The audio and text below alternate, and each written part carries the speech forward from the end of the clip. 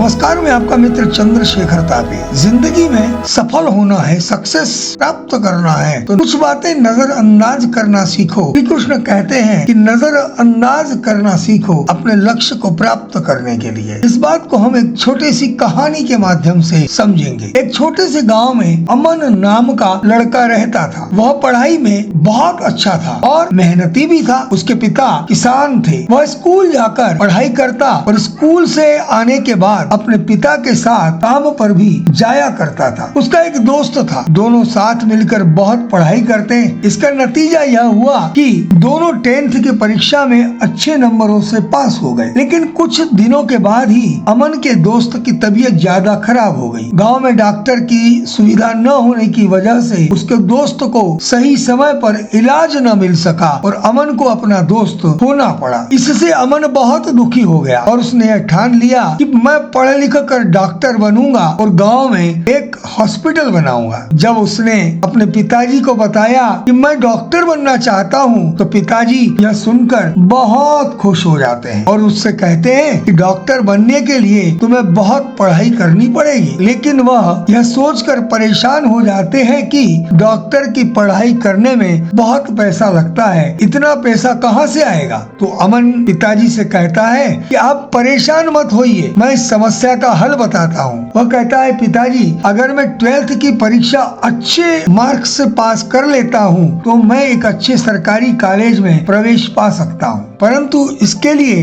मुझे आगे की पढ़ाई शहर में जाकर करनी होगी। यह सुनकर अमन के पिता कहते हैं कि बेटा इसके लिए मैं अपनी जमीन गिरवी रख दूंगा। पिताजी दूसरे ही दिन जमीन गिरवी रख देते हैं और अमन को उसके चाचा जी के पास शहर में पढ़ाई करने के लिए भेज देते हैं। अमन पहली बार ही शहर आया था। शहर में कई तरह के आकर्षण देखकर वह बहुत खुश हो जाता है। वह शहर की चकाचौंध में इतना रम जाता है कि अपने मुख्य लक्ष्य से भटक जाता है। अब उसका मन पढ़ाई करने में नहीं लगता है। 12th की परीक्षा का समय आ जाता है। वह अच्छी तरह से परीक्षा नहीं दे पाता है और वह फेल हो जाता है। सभी दोस्त उसका मजाक उड़ाते।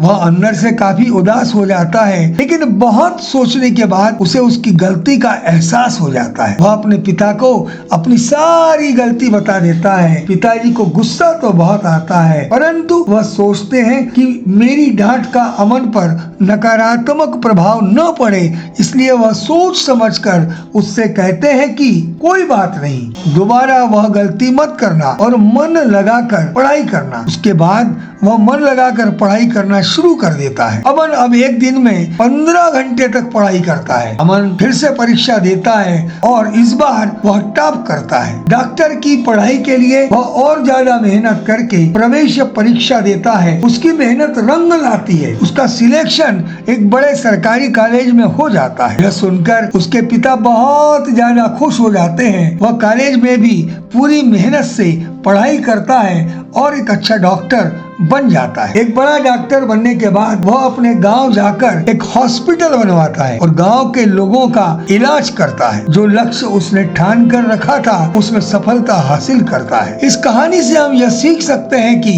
लक्ष्य प्राप्त करना है तो किसी भी तरह के डिस्ट्रैक्शन में ध्यान नहीं देना चाहिए। हमें पूरी मेहनत से अपने लक्ष्य पर काम करना चाहिए। सफलता जरूर मिलेगी। श्री कृष्ण कहते हैं कि नजर अंदाज करना भी सीखो अपने लक्ष्य के लिए। अपने लक्ष्य के लिए कुछ बातें नजरअंदाज करना बहुत जरूरी होता है ताकि हमारा फोकस, हमारा ध्यान हमारे अपने लक्ष्य पर लगे और हम सफल हो सके। आपका जीवन सफल हो, आनंदित हो, स्वस्थ हो। आपने मेरा चैनल सब्सक्राइब न किया हो तो कीजिएगा।